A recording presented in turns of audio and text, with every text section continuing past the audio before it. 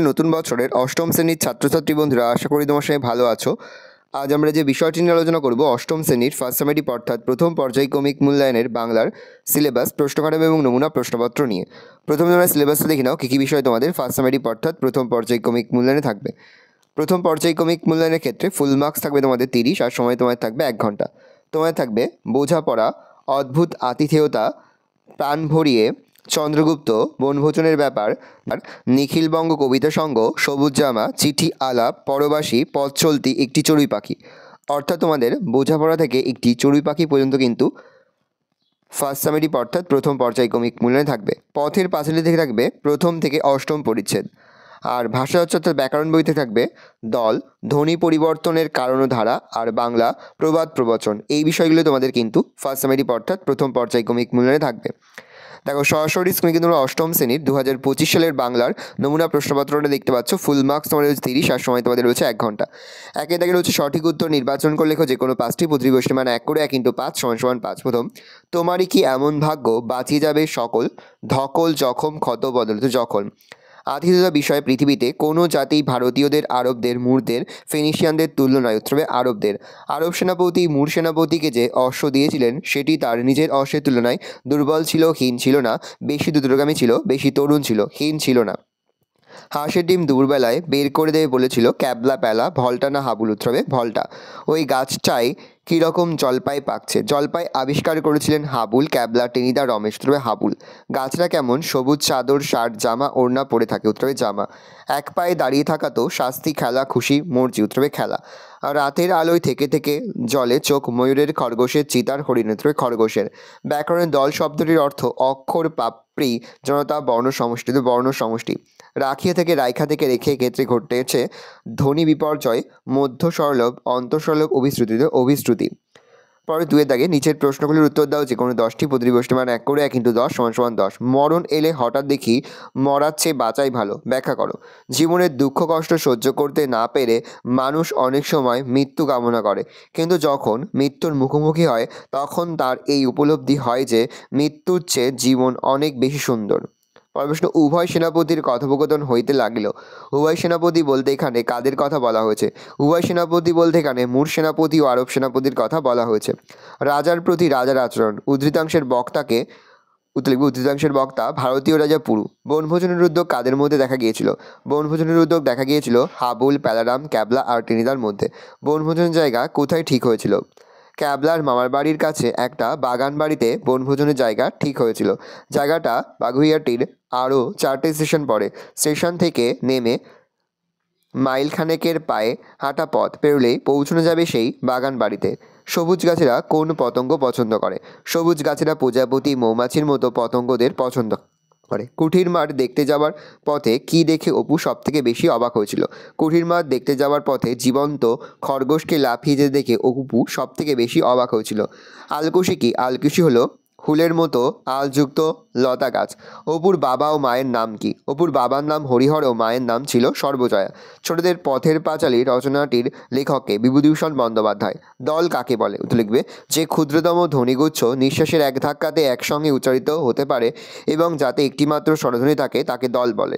বাক্য পরিবর্তন করো। ফুলবাগানের মোড় পর্যন্ত এগিয়ে দেখলো নীলু। নাসূচক বাক্যে ফুলবাগানের মোড় ছাড়িয়ে আর এগিয়ে দেখলো না নীলু। ধ্বনি বিপর্যয় বলতে কি বোঝো? উচ্চারণের সময় কোনো কোনো ধ্বনির স্থান বদলে গেলে তাকে ধ্বনি বিপর্যয় বলে। যেমন পিশাচ থেকে পিছাস, বাস্ক থেকে বাস্ক, তলোয়ার থেকে তরোয়াল, হ্রদ থেকে দহ, ট্যাস্কি থেকে ট্যাস্কি ইত্যাদি। স্বরগম বলতে কি বোঝো? উচ্চারণের সুবিধার জন্য শব্দের শুরুতে, মধ্যে বা শেষে নতুন স্বরের বর্ণের আবির্ভাব ঘটলে তাকে স্বরগম বলে।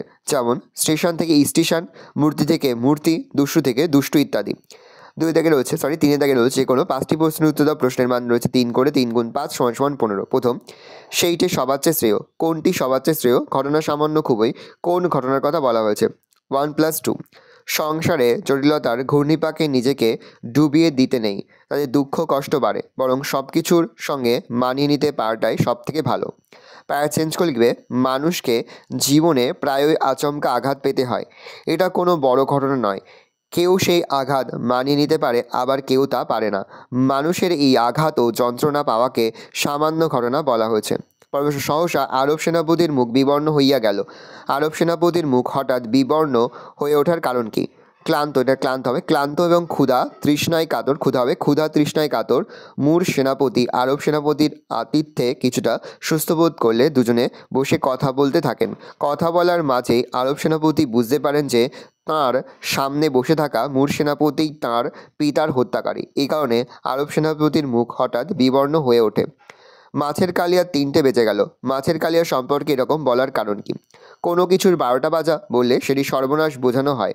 মাছের কালিয়ার ভীষণ খারাপ অবস্থা বোঝাতেই ক্যাবলা 12টার বদলে 3টে বেজে গেল ঘোষণা করেছিল। আসলে বনভোজনে প্যালার দায়িত্ব ছিল পোনা মাছের কালিয়া রান্না করা। ক্যাবলার মা মাছ কেটে ধুয়ে নুন মাখিয়ে দিয়েছিলেন। প্যালা কড়াইতে তেল ঢেলে দিয়ে গরম হওয়ার আগেই তাতে মাছ ছেড়ে দেয়। ফলে কাঁচা তেলে মাছ দেওয়ায় তা ভেঙে চৌচির হয়ে হালুয়ায় পরিণত হয়। তাই ক্যাবলা মাছের কালিয়া সম্পর্কে এরূপ মন্তব্য করে। ভাবলাম এ একটা জাতি বটে। বক্তাকে তার এমন ভাবনার কারণ কি? লিখবে চন্দ্রগুপ্ত নাটকের বক্তা গ্রিক সম্রাট সেকেন্দার শাহ। দিগ্বিজয়ী বীর সেকেন্দার শাহ প্রায় অর্ধেক এশিয়া জয় করে ভারতে এসে পুরুরাজের কাছে বাধা পেয়েছেন। যুদ্ধে পুরু পরাজিত হলে সেকেন্দার শাহ তাকে জিজ্ঞাসা করেন তিনি সম্রাটের কাছ থেকে কীরকম ব্যবহার প্রত্যাশা করেন। নির্ভীক পুরু উত্তর দেন রাজার প্রতি রাজার আচরণ। এই উত্তরে সেকেন্দার শাহ অবাক হন। তিনি ভারতের মানুষের স্বরূপ উপলব্ধি করেন। তাদের মুখে শিশুর সরলতা, দেহে বজ্রকঠিন শক্তি, চোখের সূর্যের উজ্জ্বলতা, বুকে ঝড়ের সাহসিকতা, পুরুরাজের আভিজাত্য, আত্মসম্মান ও বীরত্ব দেখে সেকেন্দার শাহ উক্ত মন্তব্য করেন। তোতাইবাবু সবুজ জামা চাই কেন? তোতাইবাবু সবুজ জামা পরলে কী কী ঘটনা ঘটবে? গাছের মতো সবুজ ও প্রাণবন্ত হয়ে উঠতে চাই বলে তোতাইবাবু সবুজ জামা চায়। তোতাই সবুজ জামা পরলে তার গায়ে প্রজাপতি এসে বসবে ও তার কোলের কাছে লাল নীল ফুল ঝরে পড়বে একটা দুটো করে। স্টেশনে পৌঁছে লেখক কী দেখেছিলেন?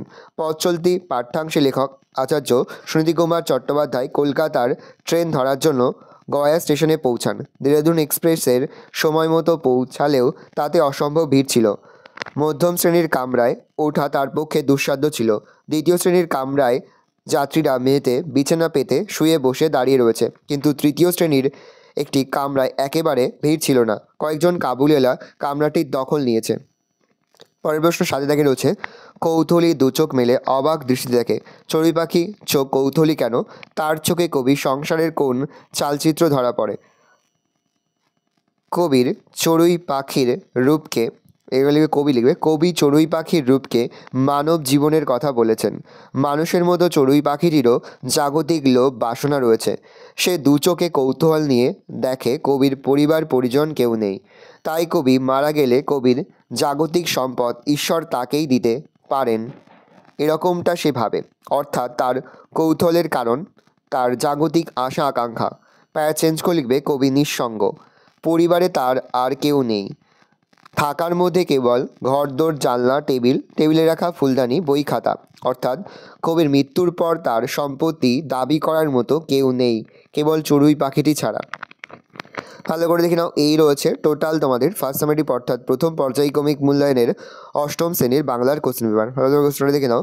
আশা করি ভিডিওটা ভালো লেগেছে। ভিডিওটা ভালো লাগলে ভিডিওকে লাইক করে দিতে ভুলবেন না। আমার চ্যানেল নতুন হাত লাল কালি সাবস্ক্রাইব প্রেস করে পাশে বেল আইকন প্রেস করে যখন নতুন কোনো ভিডিও আপলোড করি সবার ফার্স্ট নোটিফিকেশন তোমরা পেয়ে যাও। আর এই ভিডিওটি তোমার বন্ধু বান্ধবী আত্মীয়স্বজন সবার মধ্যে কিন্তু অনেক শেয়ার করে এর বছর অষ্টম শ্রেণীতে পড়ছে। আমরা কিন্তু ইতিমধ্যেই অষ্টম শ্রেণীর প্রতিটি বিষয়ের সিলেবাস, প্রশ্নকার্ড এবং নমুনা প্রশ্নপত্র কিন্তু আপলোড করে দেবো। এখনও পর্যন্ত সেই ভিডিওগুলো না দেখে থাকো, ভিডিওগুলো কিন্তু তাড়াতাড়ি দেখে নাও। কোনো প্রশ্নের উত্তর লিখতে বা বুঝতে কোনো রকম অসুবিধা হয় তাহলে কিন্তু নির্দ্বিধায় কমেন্ট সেকশনে কমেন্ট করে জানাতে একদমই ভুলবে না। ভালো করে দেখে নাও।